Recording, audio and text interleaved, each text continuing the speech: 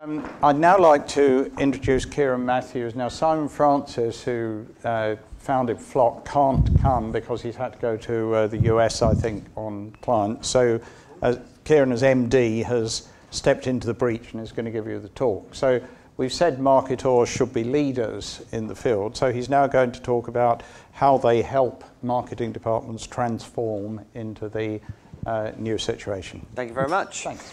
Good afternoon, everybody. Well, that was a bit rubbish, wasn't it? Should we try that again? Come on, we're out of the office. Good afternoon, everybody. I'd like to lodge a formal complaint, if I may, before I get going. I wasn't... It's the old facial recognition. What did I come up as? Attractive? Light drinker? Yeah, formal complaint, really. I mean, who wants to follow a facial recognition presentation? You're probably all looking at me thinking, is he a terrorist? Does he drink a lot? All that sort of stuff. Fascinating presentation there, but I will do my very best to sort of try and follow that. I want to give you a little bit of an insight into who Flock Associates are, and the reason for that is I think we're probably quite unique in terms of a company, particularly in the company that we have in this room. We're basically a transformation consultancy, and our sole job is to try and help marketeers improve the way that they do their marketing, right? And conferences like this do not exist if everything is fine back at the ranch, right? You constantly striving to improve the way you do it, improve your capabilities, improve your competencies, and that's precisely what we specialize in. We don't do any execution, so we don't make ads or anything like that. All we do is sit in between you and your suppliers to try and help you do that. Transformation is such a big buzzword that it sort of gets bandied around even more than digital.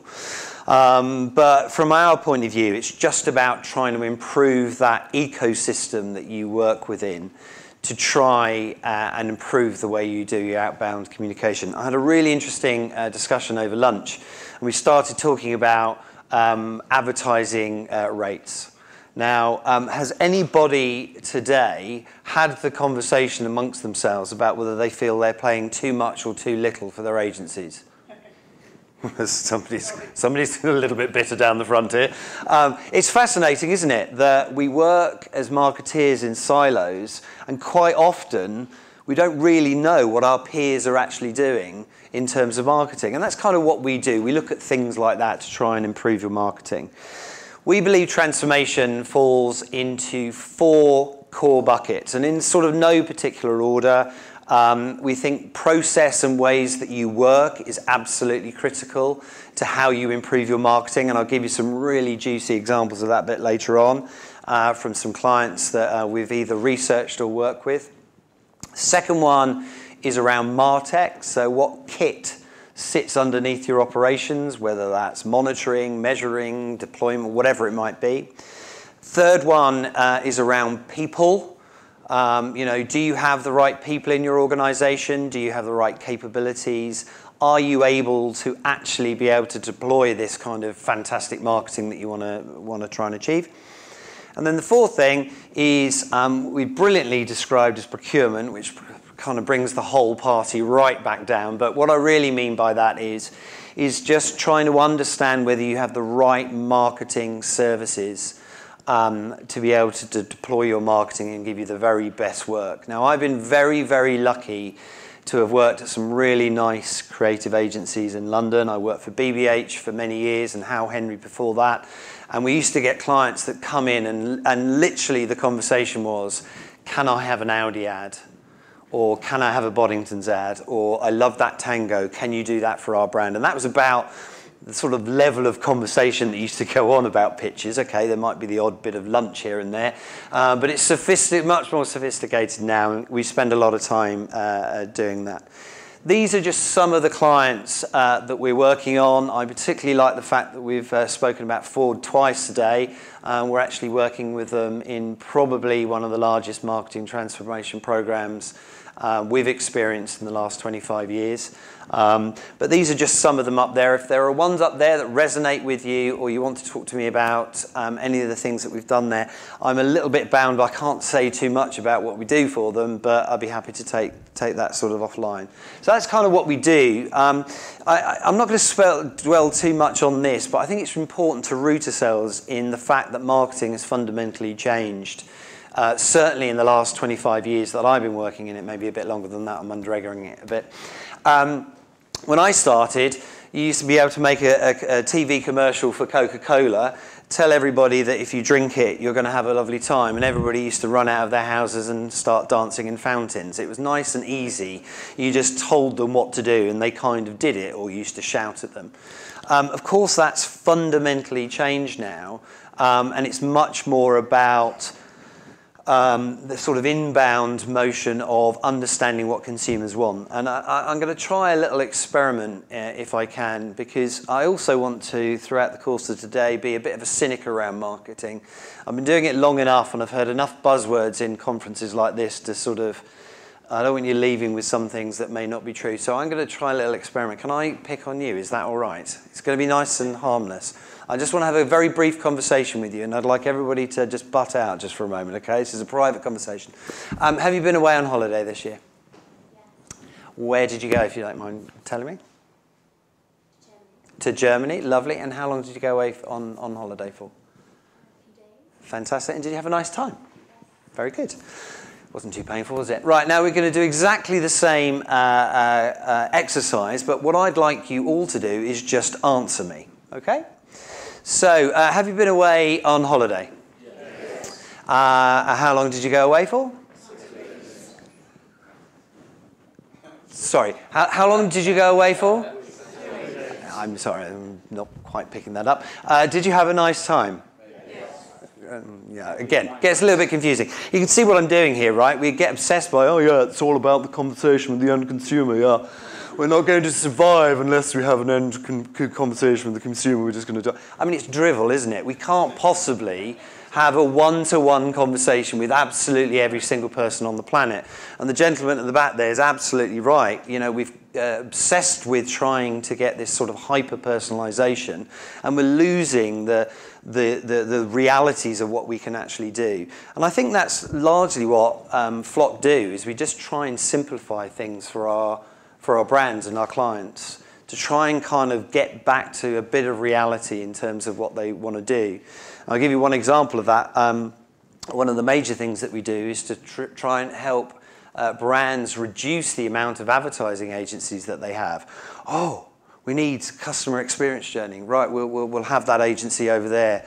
Oh, what's this thing called programmatic? We'll get that agency over there. Oh, now it's all about, you know, the new Google algorithm. We'll get that agency there. And before you know it, you've got about 50 agencies all charging fees, and you're not delivering anything on the bottom line. So I think it's really important. The theme that I'm trying to get round today is certainly just to try and look at some of trying to make it a little bit simpler. This is one of my favourite sort of models that seems to be floating to the top with a lot of the brands that we're talking about. And again, I don't want to get too hung up on the details of this, but this is very much around sort of the inbound elements of marketing, being constantly ready to be able to answer questions about marketing. Okay, so I'll give you an example. How many? Just stick your hand up very briefly if you take a phone or a tablet and might have a cheeky little look at it in bed just before you go to bed. Anybody do that? Yeah, pretty much. There's a lot of married people in the room, aren't there? Sitting there. It's the only way I can talk to my wife, to be honest. Instant messenger, and she's sitting next to me. The reason we quite often do that is sometimes we're checking the bank account, maybe taking out a loan, seeing what we're doing at work the next day, connecting with our children who might be at university somewhere. You know, the days of kind of the soft, normal parameters of when we engage with brands have completely disappeared, completely disappeared. So if we're not ready to be able to accommodate that communication, that for us is sort of the critical thing. I'm not going to go too much into the detail of this because you can take a picture. I'm sure the deck will be available afterwards. But it's kind of constantly being ready to be on alert for when brands want to speak to you. So before I get into some of the observations we're seeing about how marketeers are reacting to different ways of marketing, I just wanted to dwell a little bit on what we see is actually changing in the marketing landscape. And there's a few buzzwords up here which you'll be fairly familiar with, but hopefully I'll give you a slightly separate spin on it. So we think there are kind of 7 sort of interesting areas, and I'm just going to give you a couple of examples of what we mean by some of these to hopefully root them a little bit into more practical levels. And then at the end, I'm just going to give you a real whiz through some cool stuff that some other brands are doing to shake up their marketing departments, okay? I'll repeat this chart, so if you don't get all the 7 down in one moment, I see people furiously scribbling down. You'll get to see this chart a few times. So the first one is about chatbots. So chatbots are fascinating things. I'll just fire this one up. This one's for a retailer over in the States. And I'm sure you've all gone on to one of these sites, instant messages, where you start to chat to somebody. Does anybody like me try and work out whether it's a robot or a real person? Yeah, it's quite good fun, that, isn't it? Well, you know, the sophistication's getting a lot better, right? What's quite interesting about Spring is when you start having the conversation, rather than answering the question directly, what it does is it learns what the questions you're asking, and rather than just answer them, it shapes and channels the conversation to the conversation that they want to have, right? So if you go, do you have any black dresses? They might then steer it into, okay, here's an outfit that you might be able to go to a party with. So they'll actually steer the conversation, which I think is absolutely fascinating. So rather than, you know, the romantic view of I walk into a store and a virtual person starts chatting to me and go, hi, Kieron, welcome to the store. Yeah, it's not just about there. There are little steps that can be taken around that. AI, again, fascinating. I'm just going to show you one example which pretty much says it all in my view. If you've got children in your house and you have an Alexa or a Google Home, I'm sure you're all enjoying the fun and games that you can have. If you've got, hands up who's got an Alexa or a Google Home in their house. Keep your hand up if you've got more than one. Okay, I need to talk to you afterwards. And those that kept their hands up, there's lots of fun to be had between 2 Alexas. I freak my kids and my wife out on a regular basis. You can actually talk to them throughout the house, but that's a separate conversation. I'm just going to play you this. This was demoed by Google, I believe, last year, and it just kind of gives you a sense of where this is going. Hopefully we're going to get some volume. Do I need to click one more time? There you go. Get a bit more volume, if I may. Hello, how can I help you? Hi, I'm calling to book a women's haircut for a client. I'm looking for something on May 3rd. Sure, give me 1 second. Sure, what time are you looking for around? At 12 p.m. We do not have a 12 p.m. available. The closest we have to that is a 1:15. Do you have anything between 10 a.m. and 12 p.m.? Depending on what service she would like. What service is she looking for? Just a woman's haircut for now. Okay, we have a 10 o'clock. 10 a.m. is fine. Okay, what's her first name? The first name is Lisa. Okay, perfect. So I will see Lisa at 10 o'clock on May 3rd. Okay, great. Thanks. Great. It's quite, I mean, that was entirely done by Google Assistant, right? Now, it's very easy to look at stuff like that and get a bit carried away. It's a demo at one of their conferences. I've been going to Google demos, and pretty much since they began, pretty much every single demo I've ever seen them sort of do on stage has ended up in some sort of reality. So that's coming down the pipe. Next one I want to talk about is around delivery. And again, there's lots of romantic stuff talking about drones dropping stuff on you and all that kind of stuff. I'm not going to go there, even though I've used that as an icon. No, this is just about just practical elements of delivery. This is my absolute favorite. Anybody heard of Zero UI? Anybody heard of that?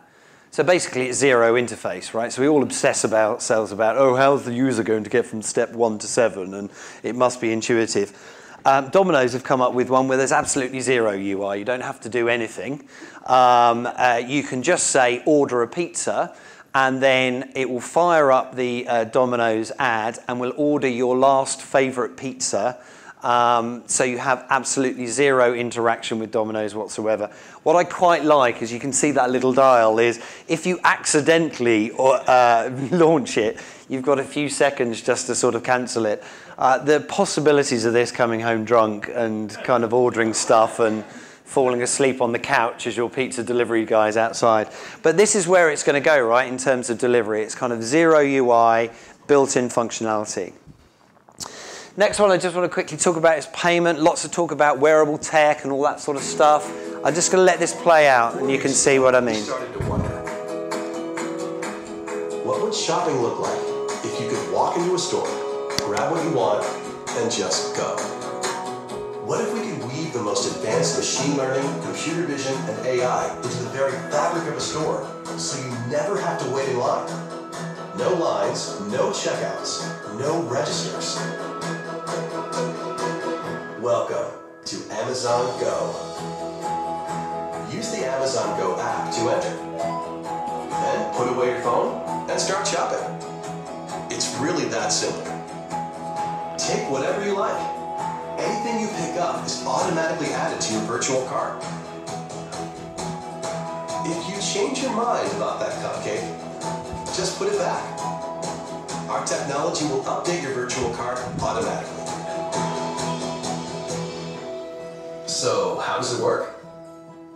We use computer vision, deep learning algorithms, and sensor fusion, much like you'd find in self-driving cars. We call it Just Walk Out technology. Once you've got everything you want, you can just go. When you leave, our Just Walk Out technology adds up your virtual cart and charges your Amazon account. Your receipt is sent straight to the app, and you can keep going. Amazon Go. No lines, no checkout. No, seriously.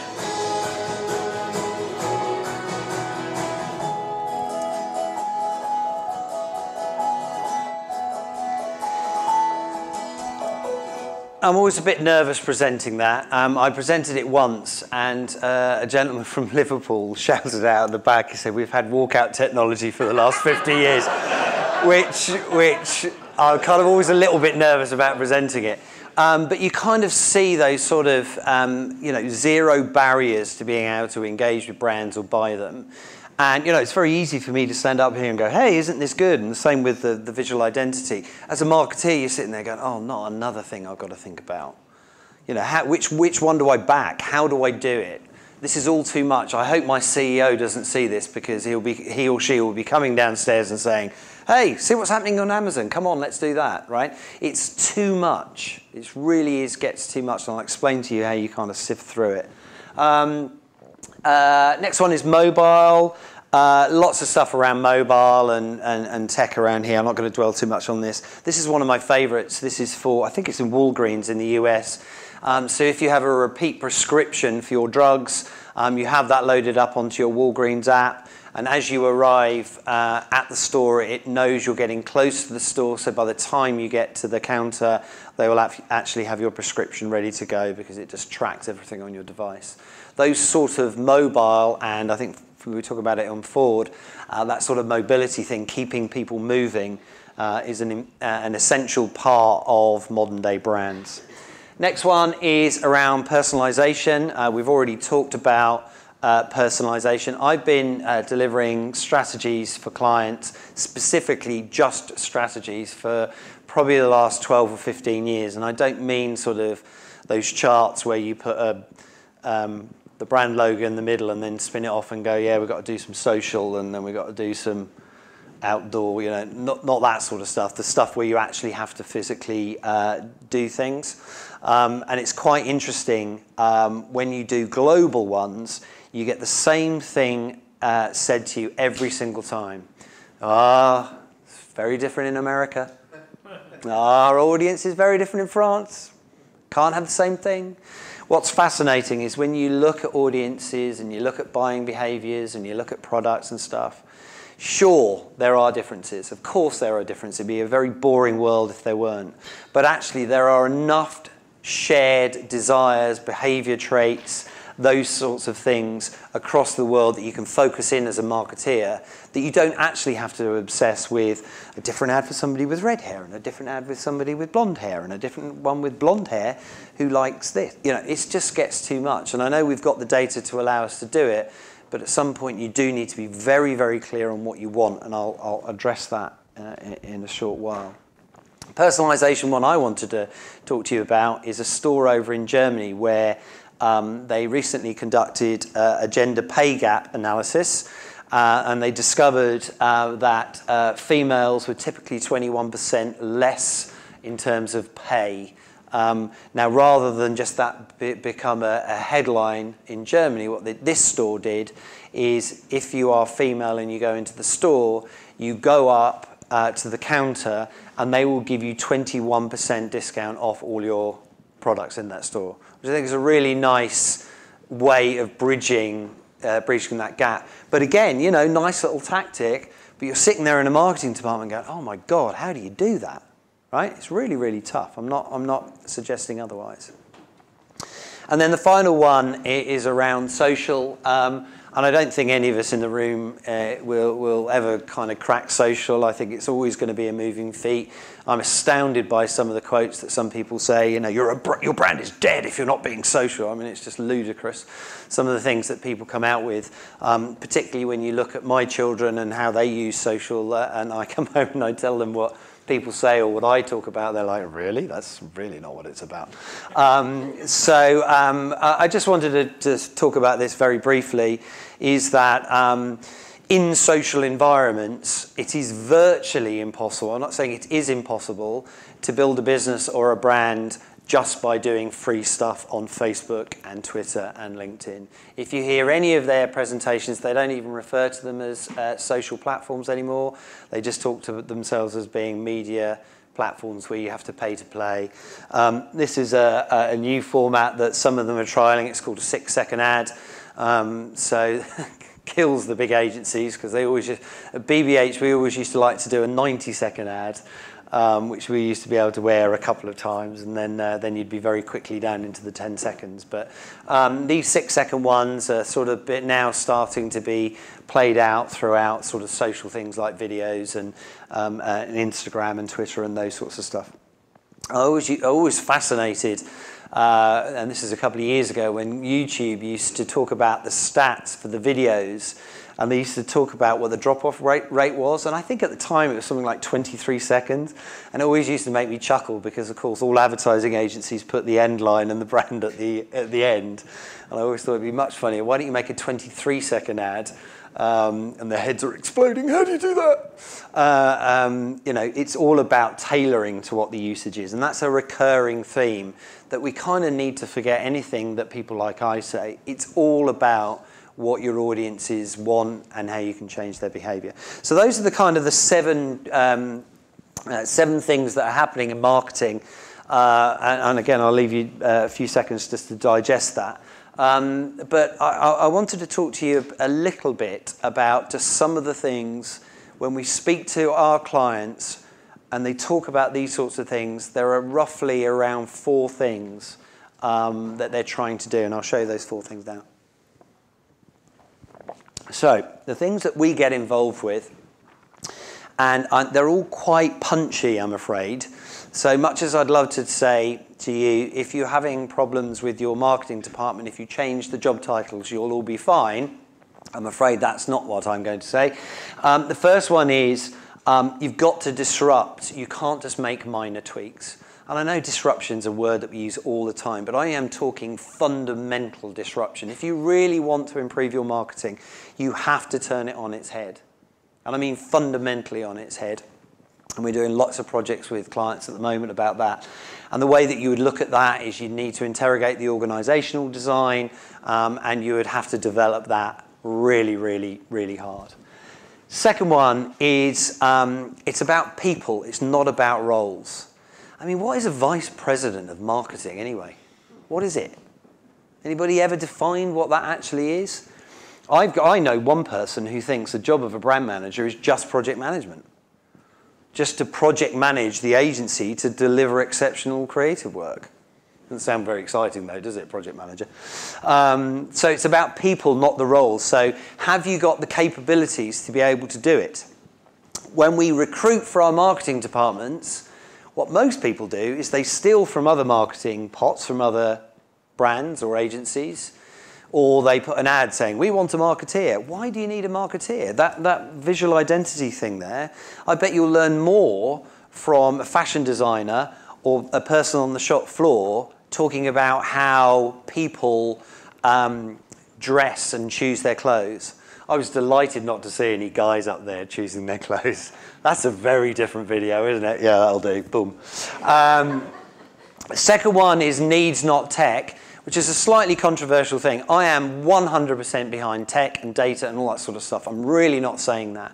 What I am saying is understand what your needs are before you start talking about tech. It is so, so, so important.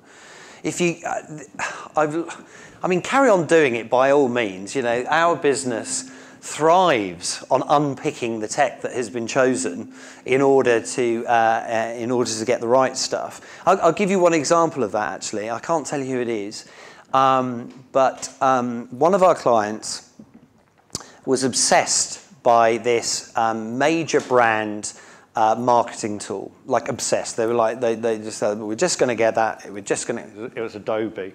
That's what we're going to get, right? They were obsessed by it. And all we said was, understand what you want, and let's just have a look into the market. Let's just see what is out there. Okay, so we did that. And they went, oh, we didn't know there were other people beyond Adobe. Sorry, I said it again. There's anybody from Adobe in here? Yeah. Oh no. No. Oh, thank you. Phew. I mean, it doesn't matter whether it's Adobe or not. It's exactly the same principle. So we looked at the market, and then that gave the client, so actually, those companies are starting to meet our needs, maybe even more than that other company, right? So then we ran an RFI, ran an RFP, and cut a very long story short, that client, before they've even started working with them, is saving $3 million a year just by choosing another piece of tech that's probably going to be better for their actual needs. So it's not a slight on Adobe, it's just that the needs of that tech was more suited to that particular brand. And should you know that in here? Of course you shouldn't. How could you possibly know all the tech, all the MarTech, all the people, all the agencies? You can't possibly do everything, which is why we sort of get involved. The final one is about partners, not suppliers. I think as marketeers, we have been guilty over the years of just choosing agencies and shouting at them and getting them to do stuff for us. We do have a sort of a legacy of having long-term relationships with our agencies. And as an ex-agency person, I still see massive value in that. But I just think we just need to be a bit more agile in the way that we work with partners. So actually, and again, I'm just going to take this fashion one just for one moment. Why not hire a fashion house for 6 months or 6 weeks and bring them into your marketing department and embed them in? Lego famously have Lego all over the place, not for the staff, but because they bring their kids in and they can observe the children playing, and I'll give you a few examples of that in a moment. So we just need to get a bit more creative. As creative people, I think we just need to be a bit more creative about how we actually work with our partners. So those are the sort of 4 things that I think are really, really important in terms of moving your marketing forward. Has anybody got any quick questions before we get into, I've just got a load of really cool examples from major brands about what they're doing sort of differently. Anybody got any questions on that particular slide before I move on? Remuneration. What? You've got partners down there. Partners normally seems to imply that both sides have skin in the game. Yeah. Skin in the game for both sides. Yeah. But that's rarely the case.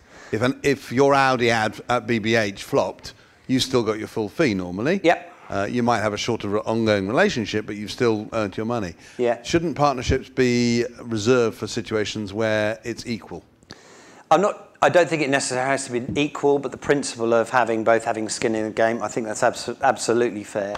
I think the issue around remuneration is that, and again, I hate to say it, a large part of the conversation, the work that comes our way is even agreeing what those remuneration models are, and they haven't even had the conversation with their agencies, right? So you've still got commission-based stuff kicking around at the moment.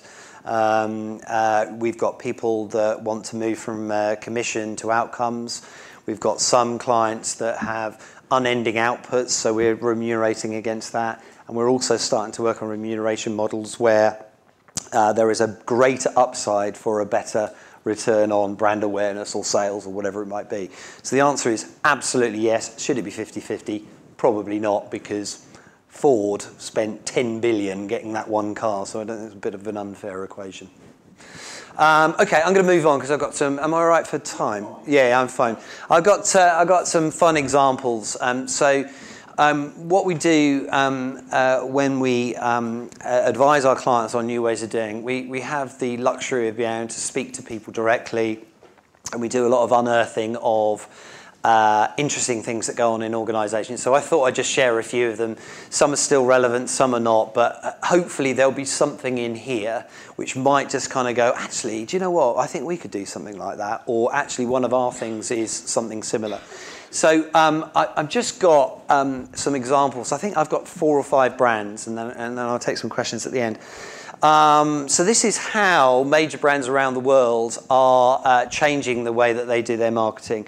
And they're little things from fixed things to like slight things. So this one's from Lego. I've got a few on Lego. So nobody at Lego has a fixed desk. Of course they have a desk. They're not all just walking around. Though that'd be fun, made out of Lego.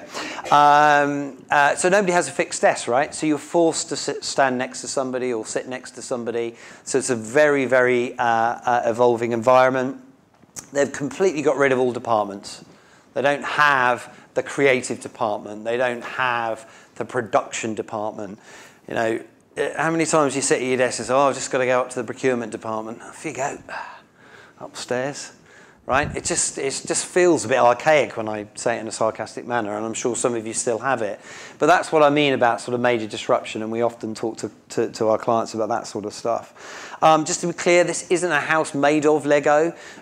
This is a house for Lego employees and their guests. They have a few of them dotted around so that when you travel around or you need to come together in a focal point, they can put you up, they feed you, and they've got creative stimulus. How many times have you been on a sort of a global meeting talking about new creative, or even a regional meeting, and you end up going into a hotel, and then you go into the office, and you come back from the office? You know, it's all feels a bit draconian, and actually, you know, building, buying a house, renting a house, whatever it might be, and it's relatively easy to do that sort of thing on Airbnb, actually creates a sort of culture of togetherness, which I think Lego are pretty smart. They've ditched their measurement framework on sales. So sales are obviously really important, but actually a majority of their marketing is spent on whether the brand equity goes up, because they've worked out that if your brand equity goes up, sales go up, right? And then the other one is fail fast. Now, this isn't a mantra of you must fail fast. The bit that I haven't put up there is you have to learn from your failures. If you look at Lego's history, there are tons of documentaries out there on them. There's tons of stuff online. They have failed a hell of a lot. But what's interesting is they've learned every single time they've done it, and they've improved. It's a little bit about Lego. Amazon. I don't agree with this one because there is something called a 2-pizza rule at Amazon. And the founder says basically you shouldn't have any meetings where you can't feed the room with more than 2 pizzas. If you know my love of pizza, I can eat 2 pizzas. So by that basis, it's just a meeting for 1. But you kind of get the principle of, you know, the pizza defines how many people should be in the room. One of my favourite agencies I ever worked with was a company called Howell Henry many, many years ago. If you're too young to know who they are, they were behind all the famous Tango ads and were incredibly disruptive in the creative space, and also incredibly disruptive in their office. I don't even want to guess, probably 18 years ago that I was working there, maybe even longer. I still haven't been in an office environment that was that good in terms of its layout, and I've been lucky to be in Google and Facebook. I'll give you one very simple example. If you can do this in your office, do it. Trust me, it will transform anything you do. An office where you can only stand up. Small office, stand up only, you know, a little bar area so you can just put some paper or anything down. I tell you what, you're not having hour-long meetings in those rooms. Seriously, it was absolutely fantastic. They had all sorts of other funky stuff which you can ask me about. The other one is they quite often have an empty chair in the meeting room, and the empty chair is to symbolise the consumer. And metaphorically, they actually turn to the chair and say, well, what would our end consumer say? Right? So it's all about people. All the staff have to spend a bit of time annually in the call centre just to listen to customers. So, well, exactly. Yeah. The other thing is, who does call Amazon? You're kind of sitting there like, waiting for the call. You obviously live in a very posh house, which is inaccessible. And then the final thing is the startup. So any new projects that come out of Amazon are regarded as startups, right? You may be aware that they bought Whole Foods relatively recently. I've heard stories that they were in Whole Foods and all set up within 6 weeks, right across there. We were saying earlier, the amount of cash they've got, the amount of cash Apple, Google's got, they're actually just kill competition.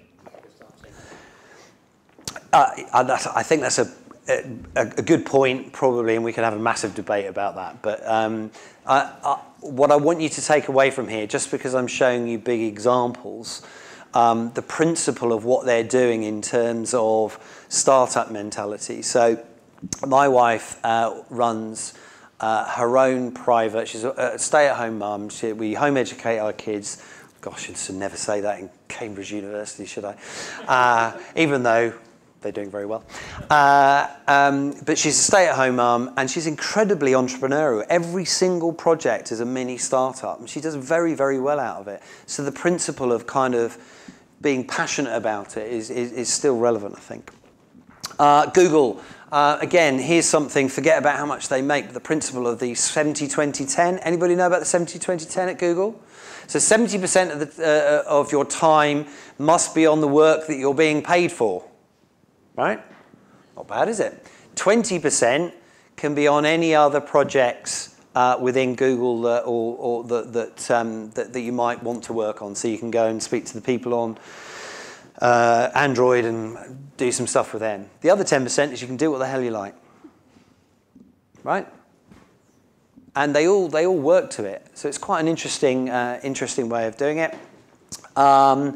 Faster, they are more interested in getting products to market quicker than taking a long time and being slow to market, being second to market, and trying to go for that perfect storm.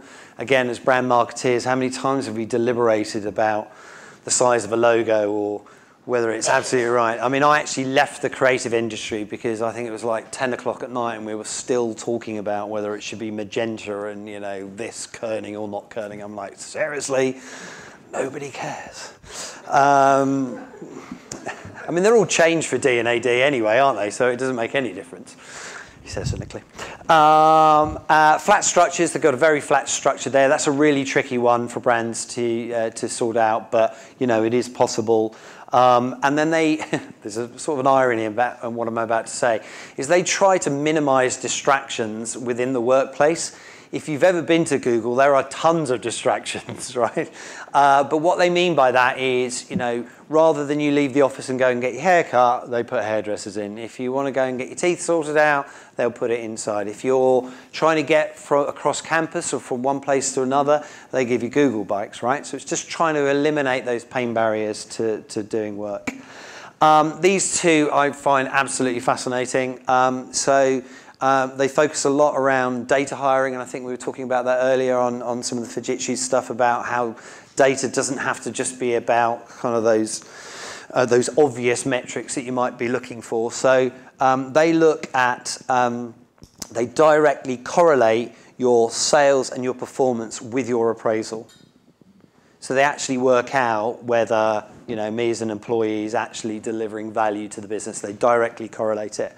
The second one on the interviews is if you've ever been to a Google, anybody been to a Google interview here? I could ask, who's going for a Google? No, that'd be a separate question.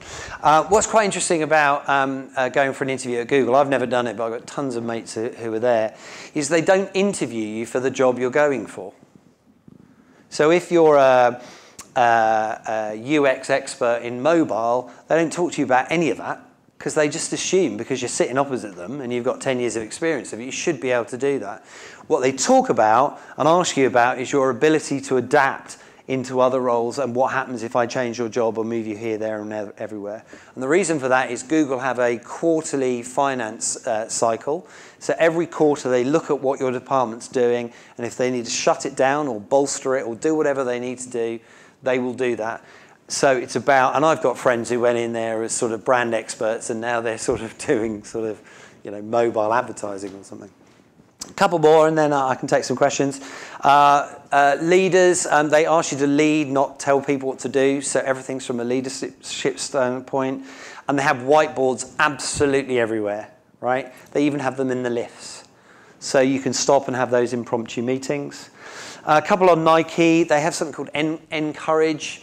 So they have people that are paid to instill culture and excitement around the organization. So they are actually paid just to look after the culture. So not like HR internal comms.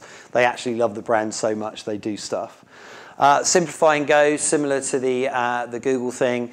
Whatever, rather than do the ultimate product, they will actually do something quite simply and get it into market. Do you remember the little Nike puck thing that used to sit in your trainer? Can't get that anymore because it's now all in wristbands. They used to do a really nice intelligent football. That's gone. Yeah, there's lots of other examples about that. Eking, anybody know what Eking is? Apart from Nike spelt backwards? Little algorithm for you. Eking is a set of Nike obsessive people that know so much about Nike it is painful. And to take the painful analogy even further, they often have the swoosh tattooed on their foot. And there's only a few of them. It's like the Freemasons within Nike. Nobody always knows who they are, but again, they're internal ambassadors. And they had two principles. The first one is to be assessed by honesty, and the second one is to not worry about the competition, which I think is quite sweet. So I just wanted to bring you back to this. So if you take anything away from what I've had to say, apart from evaluating my facial features, these are just some of the things that I think are really, really important for you as an organisation. And just before I go into any sort of questions you might have, feel free to forget any of what I have just said, because at the end of the day, people, the end consumer, are the most important thing that matters when it comes to brands.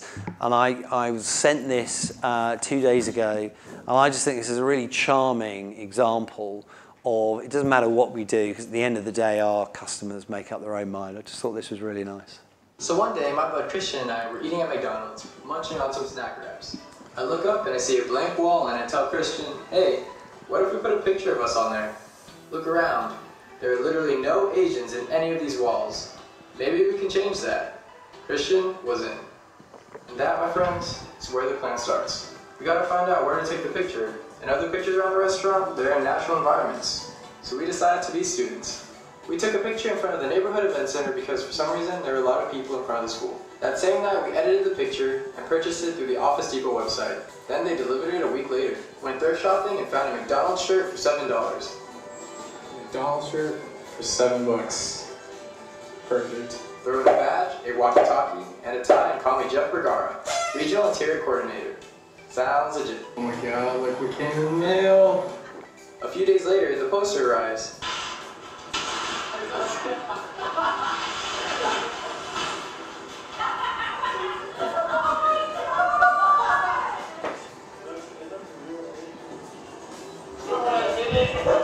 And we made a date with other friends to go hang it up. The big day was upon us.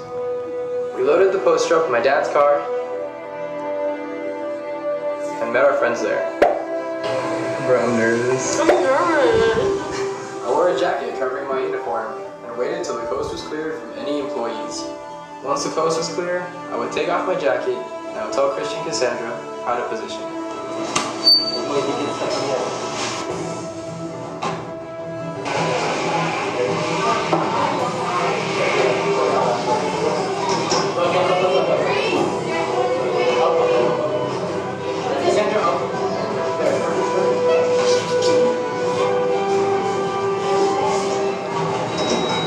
Voila! It was up. Oh, I need a second to throw them up. Okay, so we put the poster up, and now I gotta change my shirt.